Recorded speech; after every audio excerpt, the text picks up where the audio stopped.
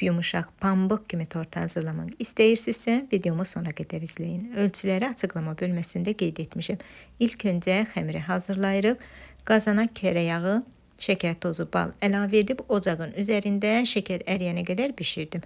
Daha sonra soymasını gözləyirəm. Soyuq halda üzərinə sirkə və soda qarışımı əlavə edirəm. Yumurtaları da əlavə edib qarışdırdıqdan sonra üzərinə un və kakaonu əlavə etdim.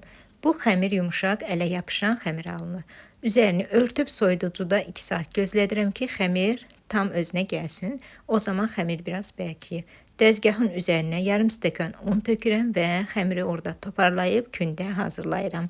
7 kündə hazırladım və açıb kündələri səliqəli şəkildə kəsirəm. 180 dərəcədə 4-5 dəqiqə bişirirəm. Yağlı xəmir olduğu üçün tez bişir. Tortun yumuşaqlığı əsasən bu kremdən asılıdır. İndi keçək hazırlanma qaydasına. Qeyd etdiyim ərzaqları qazana əlavə edib qarışdıraraq bişirirəm. Qatılaşandan sonra üzərinə şokolad və vanil əlavə etdim. Tam soyuyandan sonra üzərinə krem pendir əlavə edib yaxşıca qarışdırıram. Bu krem tortu yumuşaq eləyir. 1 saat qalmasına baxmayaraq pambıq kimi tort alındı. Üzerini zövqə görə bəzəyə bilərsiniz. Ölçüləri açıqlama bölməsində qeyd etmişəm. Yaddaşa verib bəyənməyi unutmayın. Hələlik.